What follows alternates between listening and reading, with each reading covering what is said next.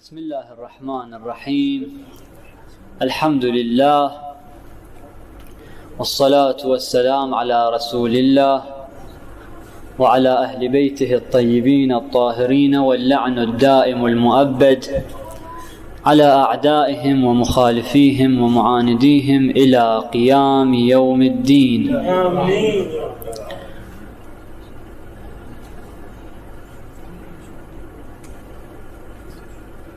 قال رسول الله صلوات الله عليه وعلى آله الطيبين الطاهرين: لما خلق الله الأرض، مضمون كلام الرسول، وعلمت أن الحسن والحسين سيجعلان فيها في الأرض،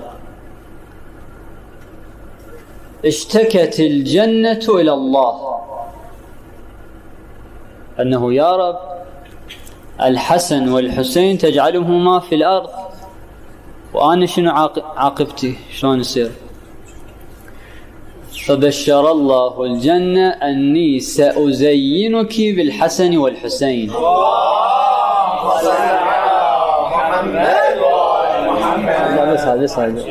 يقول: فماست الجنة ميسا كما تميس العروس، يعني تبخترت الجنة كما تتبختر العروس وتنثني في مشيتها، لأنه أيضا في الحديث هذا في أمال الشيخ صدوق مروي: لأنه يزينها رسول الله بالحسنة كما تتزين الجانية بقرطيها.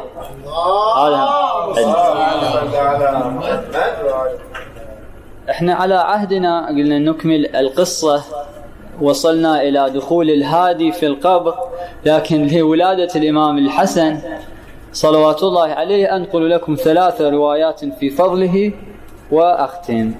بعد إن شاء الله إذا صار في الأيام والليالي القادمة نكمل القضية والقصة. 3 روايات في فضيلة الإمام مع فائدة وعظية، وأسألكم الدعاء. الرواية الأولى: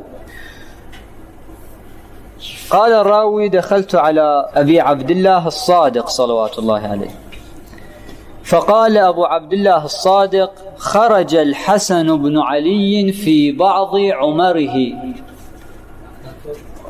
الإمام الحسن طلع لكي يحج ومعه رجل من ولد الزبير، لأنه تدرون أهل البيت ورد في رواياتهم عن الإمام الكاظم كلام، هذا في زماننا هو يفيدنا. يقول: إنا نواصل من لا يستحق وصالنا لكي نعيش، لولا إحنا مجبورين نداريهم. إنا نواصل من لا يستحق وصالنا لكي نعيش. فالإمام هم من سوء الدهر عليه أن يماشي هذا الرجل ابن الزبير. هسه ما أدري عبد الله لو غيره ما قايلين. فنزلوا في منهل من تلك المناهل تحت نخل يابس، وفرش الزبيري بحذاء الإمام، والإمام هم فرش لكي جلس يعني الإمام. قال الزبيري، نظر لهذه النخلة وقال: لو كان الرطب في هذه النخلة لأكلناه. كانت نخلة يابسة، قال: لو كان في هذه النخلة رطب لأكلناه. فقال: وإنك لتشتهي الرطب؟ قال للإمام الحسن، قال لهذا. ما أدري هسه والله نقول الكلام يجر الكلام على كل. فقال الزبيري: نعم. فرفع أبو محمد يده إلى السماء ودعا بكلمات فلم نسمعهن، فأخضرت النخلة في حينها. اللهم صل على محمد وآل محمد. فأورقت وحملت رطبا جنيا. اللهم صل على محمد وآل محمد. فقال الجمال، سائق الجمال، فقال الجمال لما نظر إلى هذا: سحر والله. فقال: سحر والله. فقال الحسن سلام الله عليه: ويلك، ليس بسحر ولكن دعوة ابن نبي مستجابة. اللهم صل على محمد وآل محمد. هسه هو نفسه اللي قال سحر، يقول صعد إلى النخلة فصرم ما كان فيها كله أخذها ولم يبقى فيها شيء. هذا السحر. هذا الحديث الأول في فضيلة الإمام صلوات الله عليه. قال أيضا مولانا أبو محمد الحسن صلوات الله عليه: أرواحنا جميعا لتراب مقدمه الفداء. اليوم أقرأ هاي الروايات أقول إحنا نفرح بذكر الإمام، نبتشر ونبعث الصلوات، والإمام الآن لا زائر على قبره. والله هذه أمنية في قلب كل شيعي، أن يقف يوما على قبر أبي محمد الحسن. إيش محلاته والله. نقول السلام عليك يا أبا محمد يا حسن بن علي المجتبى، جئنا لزيارتك مولاي. لكن والله رواياتها مروية في كامل الزيارات، راجعوا ثواب زيارة الإمام الحسن. وين إحنا محرومين؟ يا حسن من زارك أو زار أخاك الحسين فكأنما زارني، رسول الله يقول. على كل احنا محرومين من هذا التوفيق. نسأل الله تعالى بحق محمد وآل محمد أن يرزقنا زيارتهم في القريب العاجل وشفاعتهم في الآخرة. يقول أبو محمد الحسن: إن لله مدينتين، إحداهما بالمشرق والأخرى بالمغرب، عليهما سور من حديد، وعلى كل واحد منهما 1000 مصراع، وفيها 70,000 لغة. يعني ايش قد 70 مليون. ألف يتكلم كل لغة بخلاف لغة الآخر، يعني 70 لغة مختلفة. هسه هاي شنو؟ هو يسألون هاي في العوالم الأخرى خارج هاي المجرة. احنا حقيقة عقولنا قاصرة، لعله خارج هاي المجرة. لا احنا ايش ندري خارج هاي المجرة ايش اكو بعد وما هذا كلام الإمام. احنا الحمد لله مو متعلقين بالناسا ولا بذاك الشيء يسمونه، احنا بكلام محمد وآل محمد.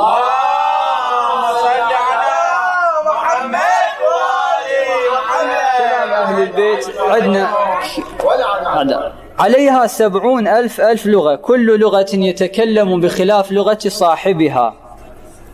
وأنا الإمام الحسن يقول سلام الله عليه، هذه يفتح لنا آفاق كثيرة في معرفة الإمام، لكن احنا بس فضيلة، مجرد فضيلة نتطرق لها إن شاء الله إذا صار الله سهل علينا. وأنا أعرف جميع تلك اللغات. اللهم صل على محمد وآل محمد. وما فيهما وما عليهما، وما فيهما يعني تلك المجرات، وما عليهما حجة غيري وغير أخي الحسين. اللهم صل على محمد وآل محمد وعجل. والرواية الأخيرة: وأسألكم الدعاء، مع موعظة بسيطة. خرج أيضا عن الإمام الصادق: خرج الحسن إلى مكة سنة ماشيا على قدمه كما كان دأبه، فورمت قدماه، روحي فداه. فقال له بعض مواليه: سيدي لو ركبت لسكن عنك هذا الورم، اركب.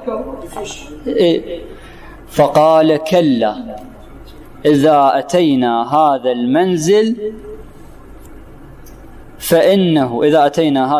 فإنه يستقبلك رجل أسود ومعه دهن يعني شهاجة محمدي، روغان، فاشتري منه ولا تماكسه.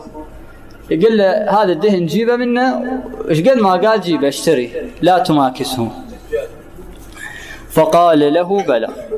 يقول: رحت إلى ذلك المنزل، قدمت إليه، لم أجد رجلا يبيع شيئا، ما وجدت أحد. وقفت مدة من الزمن ماكو. يقول: فإذا دقائق وإذا أقبل رجل أسود، فقال لي أبو محمد: عليك بالرجل. أبو محمد الحسن، عليك بهذا الرجل. يقول ذهبت إليه فقلت له أعطني هذا الدهن. يقول فلما قلت له هذا المقال قال يا غلام لمن أردت هذا؟ قلت أريده للحسن بن علي صلوات الله عليه، تعرفه؟ قال انطلق بي إليه، أمشي نروح له. تشتري مني للإمام الحسن؟ هذا ظاهر كان من شيعة الإمام، هذا ما يدري الغلام. انطلق بي إليه.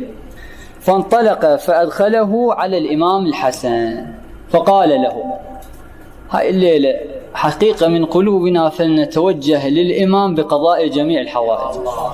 اي والله شوفوا ايش قد الإمام. فقال له بأبي أنت وأمي يا أبا محمد لم أعلم أنك تحتاج إلى هذا، أو ترى أني آخذ ثمنا منك؟ أنا أخذ فلوس منك؟ هم اللي قضوا عمرهم في خدمة أهل البيت وضحوا ما ضحوا. اي والله ضحوا ما ضحوا، ما همهم لا من يحكي عليهم لا تسقيط الناس ولا، هنيئا لهم. هذا الشيخ عبد الحسين الأميني صاحب الغدير، أحد العلماء يقول هو بيشتغل ما اشتغل لأمير المؤمنين، قد ذاك هذا الزمان أنا وامثالي ندوس زرين تطلع كل الروايات. ذاك الوقت هذا الرجل يسافر إلى بلاد، يسافر إلى أماكن كثيرة وحر وبرد وحقيقة بعض الأشياء وتدرونها شو أكو أشياء جرت للشيخ يعني حقيقة لا يتكلم، المذلة والإهانة اللي جرت له، لأنه وعدنا الشيخ الأميني من يروح للجزائر، هو بعد مو الشيخ الأمين من يروح الجزائر يقولوا له هوي زين مثلا. قول فلما أحد العلماء يقول شفت ذاك الوقت علامة الأميني قلت بيني ما بين الله إلهي هذا عبد الحسين الأميني فعل ما فعل لأبي الحسن أمير المؤمنين صلوات الله عليه، كيف يريد أن يجازيه أبو الحسن؟ شلون؟ ويا نفسي يقول فرأيت في عالم الرؤيا كأن القيامة قد قامت وأمير المؤمنين على حوض الكوثر. بين قوسين أول أمس قلت المنامات كلها تفسر بالقرآن والرواية. طبعا يريد شغل، اللي مو شغله لعله يقع فيها، فلذا إذا تشوفون رواية منام أو تسمعون منام اعرضوه على الروايات والكتاب للي يعرف، يعني اللي مسلط على روايات يفسره بشكل دقيق، مو إلا واحد يقرأ ابن سيرين إيش قال وذاك إيش قال، لا. يقول فهذا كل جزئياته في الروايات، إذا كان مجال مكان آخر أفصل لكم، لكنه يحتاج بعد إن شاء الله. يقول فرأيت كأن القيامة قد قامت والناس يهرولون إلى الكوثر، أمير المؤمنين واقف عليه. يقول بعضهم بالرواية عندنا معاني الأخبار بس أنا أنقل الرؤيا بعد. يقول بعضهم أمير المؤمنين يطردهم امشي تمام، وبعضهم يناول الغلمان لكي يعطوه من الماء يقولهم هذا يشربوا، وبعضهم يسقيهم أمير المؤمنين بكأسه، وبعضهم الآخر كالشيخ الأمين يقول لما قدم أمير المؤمنين هرول ورفع الماء بيديه وقربه إلى فمه. صل على محمد وآل محمد عجل شنو من نعمة عظيمة حقيقة، يجب أن نستفيد هذه الفرصة. الإمام العسكري صلوات الله عليه يقول أن المؤاخاة في زمانكم هذا في يومكم هذا أكثرها على الدنيا، الناس بس بالدنيا. فأحب في الله، هاي وصيتي أنا، فأحب في الله وعاد في الله ووالي في الله وأبغض في الله. من تحب واحد لله، من تكره واحد لله، شقد لطيف واحد أن يكون عمله لله، خصوصا في محبة إخوانه المؤمنين. زين يقول فقال له سيدي أترى أني آخذ ثمنا منك؟ قال لا. قال له شاش تريد؟ قال سيدي هذا أبو الدهن. قال سيدي إنما أنا مولاك، إيه؟ عبدك. ولكن ادعو الله لي أن يرزقني ولدا ذكرا، أنا ذرية ما عندي، ادعو الله أن يرزقني ذكرا سويا يحبكم أهل البيت. مو شلون ما كان يحبكم أهل البيت، هذا المهم. فإني خلفت أهلي.